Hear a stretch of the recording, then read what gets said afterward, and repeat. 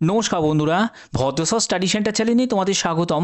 তোমাদের জন্য একটি গুরুত্বপূর্ণ আপডেট। পোস্ট অফিসের তরফ থেকে আবার একটি নতুন নিয়োগ বিজ্ঞপ্তি জারি হয়েছে, যেখানে মেল ফিমেল বোথ ক্যান্ডিডেটই আবেদন করতে পারবে এবং এই যে নিয়োগটি করা হচ্ছে সম্পূর্ণ স্থায়ীভাবে নিয়োগটি করা হচ্ছে। তোমরা প্রত্যেকে আবেদন করতে পারো, যে কোনো জেলা থেকে তোমরা আবেদন করতে পারো, যে কোনো রাজ্য থেকে তোমরা আবেদন করতে পারো।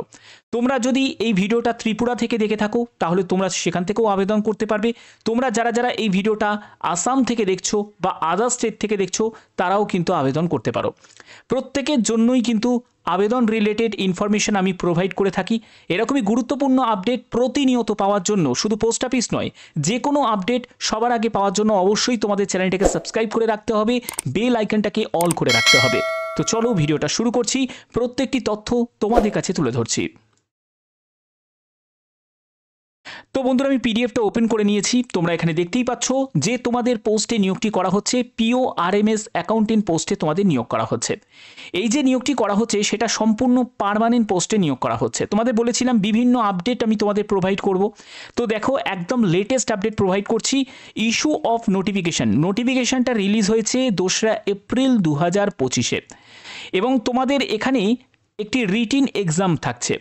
এই রিটিন এক্সামের ডেট 11ই মে 2025, অর্থাৎ নেক্সট মান্থেই তোমাদের রিটিন এক্সাম হবে এবং তোমাদের রেজাল্টও আউট হয়ে যাবে ধরে রাখতে পারো 2 মাসের মধ্যে। 2 মাসের মধ্যে তোমাদের রেজাল্টও আউট হয়ে যাবে। যারা পাকাপোক্তভাবে একটা পোস্ট অফিসে কাজ করতে চাও তারা অবশ্যই এই পোস্টটাকে টার্গেট করো এবং এর জন্য প্রস্তুতি নাও। খুব সহজেই কিন্তু তোমরা এখানে একটা চাকরি করতে পারবে। পরবর্তী দেখো, তোমাদের last date of receipt of application at division office, অর্থাৎ ডিভিশন অফিসে তোমাদের যে এই যে অ্যাপ্লিকেশন ফর্মটা, এখানে একটি ম্যানুয়াল অ্যাপ্লিকেশন ফর্ম আছে, সেটা তোমাদের জমা করতে হবে ডিভিশন অফিসে 25শে এপ্রিল। আর তুমি যদি সার্কেল অফিসে জমা করো তাহলে 30শে এপ্রিল 2025। এবার ডিভিশন অফিস কি, সার্কেল অফিস কি, তোমরা অনেকেই এটা জানো। সার্কেল মানে হচ্ছে ওয়েস্ট বেঙ্গল একটা সার্কেল, আসাম একটা সার্কেল, নর্থ ইস্ট রিজিয়ন সেটা একটা সার্কেল, যার মধ্যে ত্রিপুরা আছে, এইসব আগরতলা আছে বা আরও অন্যান্য আছে, মণিপুর আছে, ঠিক আছে, মেঘালয় আছে। তো তোমরা যে কোনো একটা সার্কেল তোমরা চুজ করতে পারো, ঠিক আছে, এবং সেই সার্কেলে গিয়ে তুমি জমা দিয়ে আসতে পারো। এছাড়া তুমি ডিভিশন অফ হেড সেখানেও কিন্তু তুমি জমা দিয়ে আসতে পারো। তার জন্য দেখো আলাদাগুলো ডেট তোমাদের দেয়া আছে। ওকে, এবার হচ্ছে তোমাদের অ্যাডমিট কার্ড কবে তোমাদের ইস্যু হবে। 5ই মে 2025 তোমরা অ্যাডমিট কার্ড ইস্যু করতে পারবে এবং তোমাদের এক্সামিনেশন হবে 11ই মে 2025 সানডেতে, ঠিক আছে। এবার তোমাদের এই যে পোস্টের জন্য তোমাদের সিলেকশন প্রসেসে কি থাকছে, পেপার 1 থাকবে, পেপার 2 থাকবে। পেপার 1 সেটা তোমাদের সানডেতে থাকছে, পেপার 2 সেটাও তোমাদের সানডেতে থাকবে 11ই মে, অর্থাৎ সেম ডেতে তোমাদের দুটোই স্টেপ তোমাদের থাকবে, পেপার 1 পেপার 2। সকাল 10টা থেকে 1টা পর্যন্ত, সকাল 10টা থেকে 1টা পর্যন্ত পেপার 1-এর এক্সাম চলবে। তারপরে তোমাদের 2টো থেকে 5টা পর্যন্ত, বিকেল 5টা পর্যন্ত পেপার 2-এর এক্সাম চলবে, ঠিক আছে। এখানে দেখো, আদার্স ক্যাটাগরি থেকে যারা বিলং করছো তাদের পেপার 1-এতে 100-র মধ্যে 45% নম্বর পেতে হবে, অর্থাৎ 45 পেলে তুমি পাস করতে পারবে। পেপার 2-তে 100-র মধ্যে 45%, এখানেও তোমাকে 45 নাম্বার পেতে হবে, ঠিক আছে, পেপার 2-তে।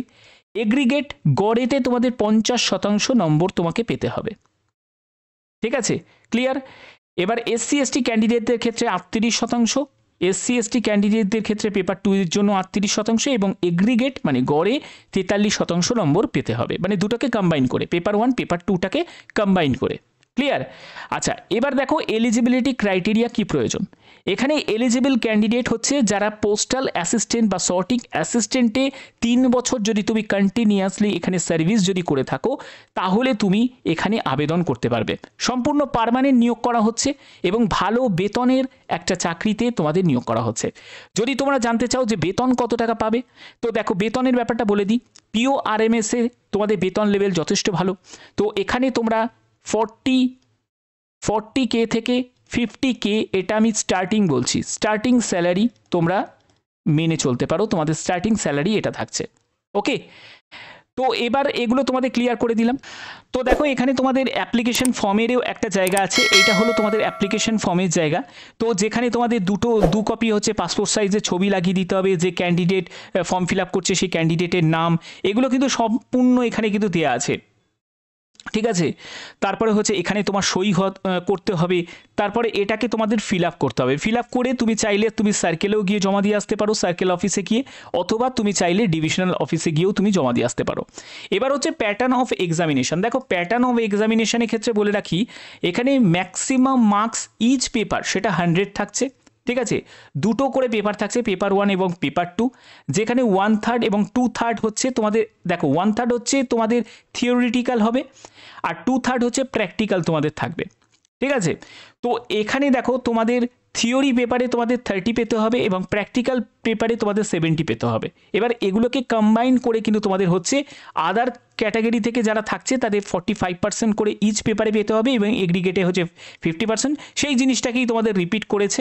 তো এইগুলো কিন্তু এখানে তোমাদের দেয়া আছে, অবশ্যই সেটা তোমরা ভালো করে একবার চেক আউট করে নিতে পারো। তো দেখো এখানে তোমাদের কোন ডেটে তোমাদের এক্সাম হবে সেটা এখানে ডিটেলসটা এখানে দেয়া আছে, অবশ্যই ভালো করে একবার দেখে নেবে। আমি তোমাদের বলেছিলাম যে কোনো আপডেট যাই আসুক না কেন সেটা তোমাদের কাছে প্রোভাইড করব, সেই অনুযায়ী তোমাদের কাছে এই আপডেটটা আমি তোমাদের কাছে দিলাম। যারা যারা যোগ্য প্রার্থী, যারা যারা এখানে আবেদন করতে চাও, যাদের এই যোগ্যতা আছে, তারা অবশ্যই আবেদন করতে পারো, ঠিক আছে। এখানে তোমাদের সম্পূর্ণ ডিভিশনাল এবং ইউনিট ওয়াইজ এই নিয়োগগুলো করা হচ্ছে। তোমরা যারা যারা আবেদন করতে ইচ্ছুক তারা ভালো করে ভিডিওটাকে দেখে নিয়ে বুঝে তারপরে আবেদন করবে। এবং মাথায় রাখবে যে 2 কপি পাসপোর্ট সাইজের ছবিও তোমাদের এখানে প্রয়োজন হচ্ছে, এবং অ্যাপ্লিকেশন ফর্ম এবং প্রয়োজনীয় কিছু ডকুমেন্টস তোমাদের অ্যাটাচ করতে হচ্ছে। ডকুমেন্টসের মধ্যে কি কি থাকছে সেটা বুঝে নাও। দেখো ডকুমেন্টসের জন্য প্রথমে যেটা লাগছে সেটা হলো তোমাদের ডেট অফ বার্থের সার্টিফিকেট, সেটা প্রুফ লাগছে, এবং তোমাদের 10th অ্যাডমিট কার্ড সেটা লাগছে, অথবা তোমাদের 10th সার্টিফিকেট সেটা তোমাদের লাগছে, ঠিক আছে। এবার হচ্ছে তোমাদের এডুকেশন কোয়ালিফিকেশান, তোমার এডুকেশন কোয়ালিফিকেশান যত অবধি আছে সেটা তোমাদের লাগছে। সার্ভিস রেকর্ড তোমাদের যা ছিল সেটার তোমাদের কিন্তু সার্ভিস রেকর্ডের ডিটেলসটা তোমাদের লাগছে। তারপরে হচ্ছে গভর্নমেন্ট আইডি প্রুফ, সেটাও তোমাদের প্রয়োজন হচ্ছে, যেহেতু তোমাদের ম্যানুয়াল ফর্ম ফিল আপ হচ্ছে তো এটাও কিন্তু প্রয়োজন।